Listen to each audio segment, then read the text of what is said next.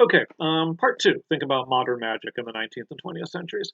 Another point that Bailey makes, related to this issue of the Enlightenment creating a gap between Europe's educated elites and its popular culture, which we mentioned last time, is also that what he had called the common magical tradition turns out to be very persistent, right?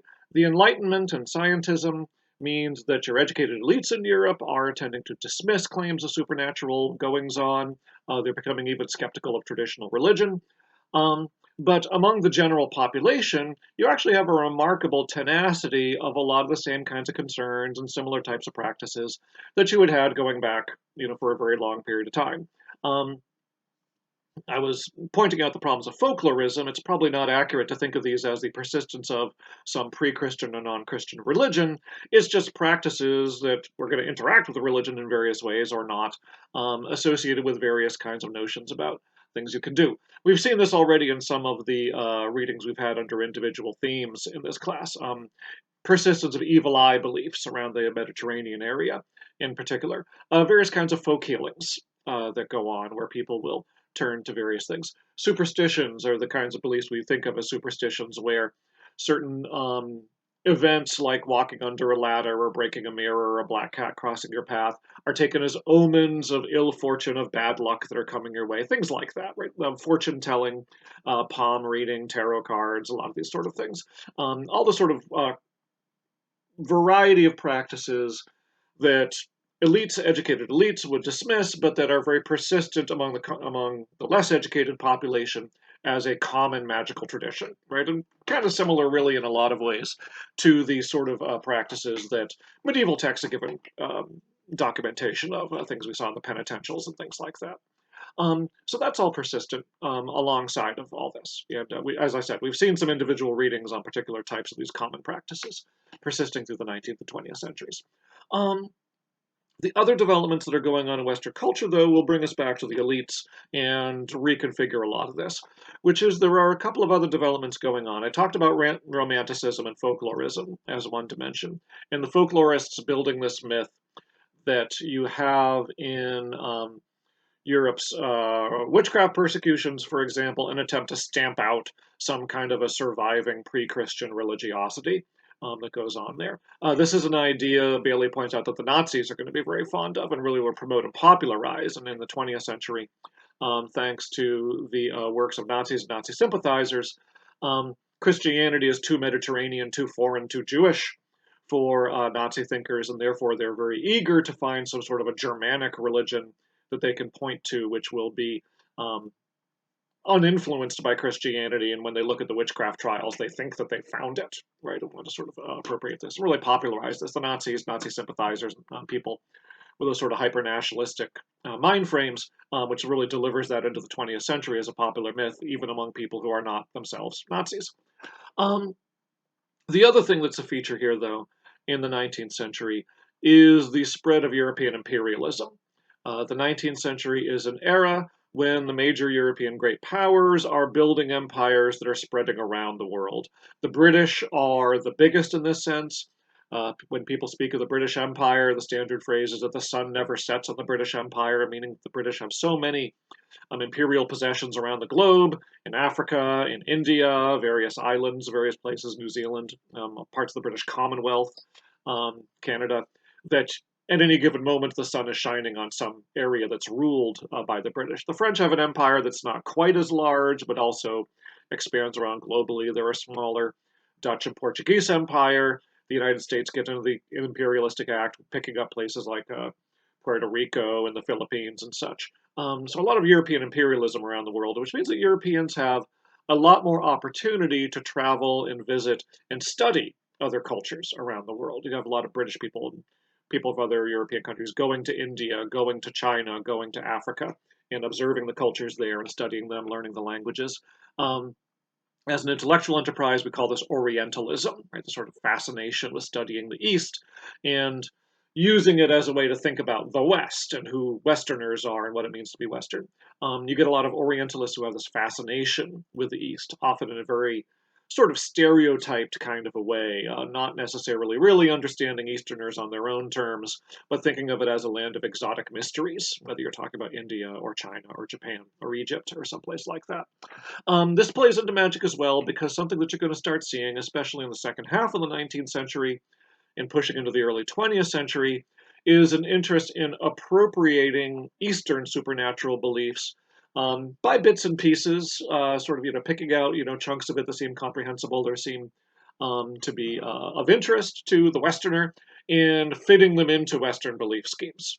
Okay, um, this is also going to jibe in with a certain amount of romanticism. You had that romantic reaction against the Enlightenment. Likewise, in late Romanticism in the 19th century, you're going to have a reaction against technology, against industrialization, right? People who are very alienated by the rise of large industrial cities and have this um, sort of a romantic, nostalgic view for older society, a rural society, a more agricultural society, a more natural society, and are going to go looking for vestiges of that, both in their own cultural traditions and European traditions, but also in societies abroad that they see as being less civilized, less developed, and perhaps more in touch with some higher, deeper, more natural reality than that. So the naturalism is going to intersect with Orientalism and produce some of these ideas. Um, when it comes to magical beliefs, therefore, this is going to contribute to the rise of late 19th century occultism, right? There's a fascination, a limited body of people. It's not incredibly widespread, but there is a certain popularity of these ideas.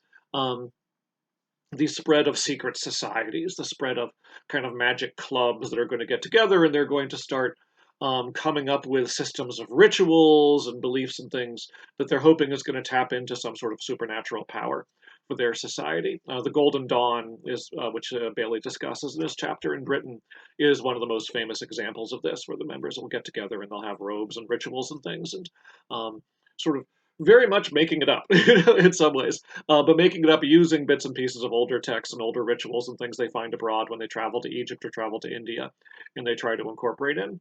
Um, the Aleister Crowley, who gets a mention in the chapter, is in some ways the most extreme example of this kind of occultist movement. Very much interested, kind of building a following around himself.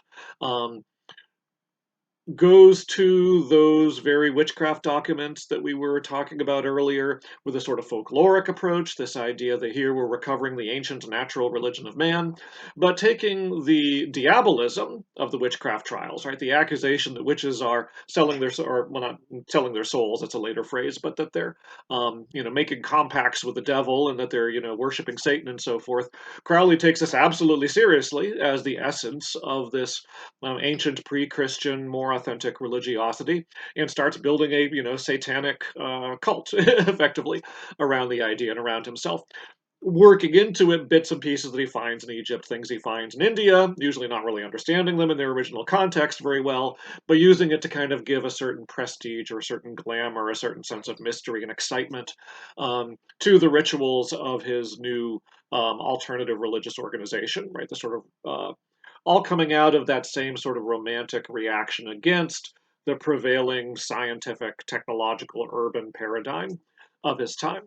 Um, so really, as you're having traditional religiosity, traditional Christianity have a looser hold over the culture over the course of the 19th to 20th centuries with these various movements.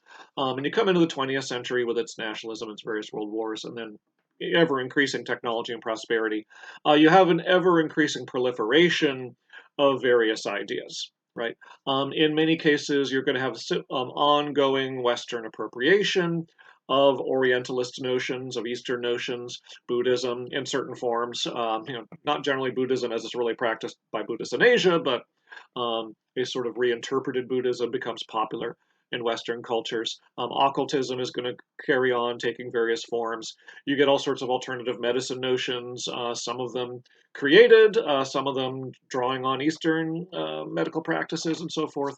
But this all sort of becomes part of the Western paradigm of notions for how to tackle issues like knowing the future, divination, healing disease, contacting the supernatural, being spiritual in various kinds of ways. Probably the biggest sea change, which is going to really turn a corner for a lot of this moving into modern society, will come in the second half of the 20th century.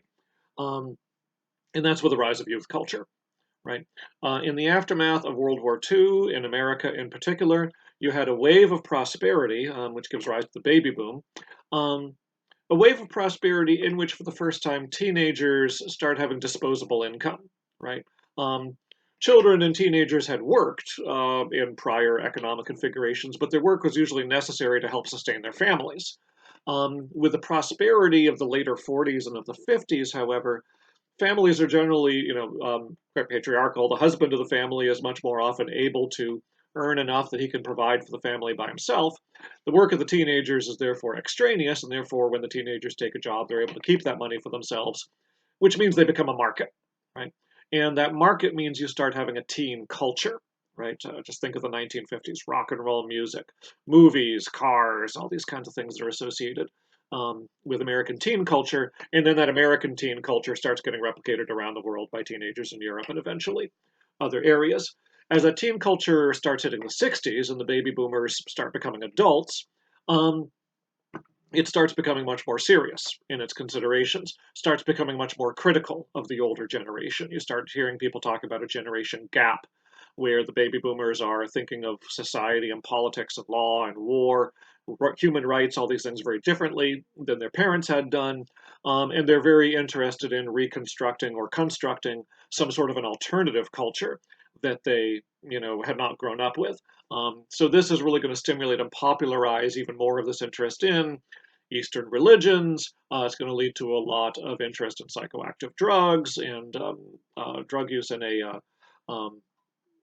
what's the word I'm looking for pleasure, not just for medical purposes. So drug experimentation, alternative religions, moving away from traditional Christianity, moving away from traditional institutions, traditional political ideas, and you get this kind of radicalism setting in. Never the entire baby boom generation, but a fair enough of a proportion of it, the sort of hippie end of it, um, to really start further trends. As the baby boomers grow up, you start getting them becoming older and becoming middle aged in the 80s and becoming an older generation in the 90s and so forth. These alternative ideas really start to spread and disseminate into the culture at large until they attain a certain aura, you could say, of a kind of respectability.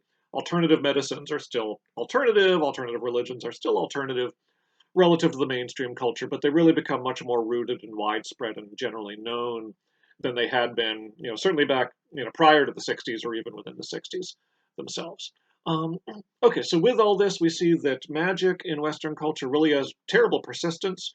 Um, both the sort of common layer of widespread notions about divination, fortune telling, healing ideas, evil eye ideas, notions about bad luck and superstition, so forth. And then you also have the proliferation of a sort of very different version, in many ways, of the learned tradition, with a lot of Orientalist appropriation of foreign elements, but then also fitting it into a significant reinterpretation of its own European heritage in magic and witchcraft persecution as well. Okay, we'll stop with that and watch for the synthesis essay prompt to be posted, and I will see you all during finals week. Thank you.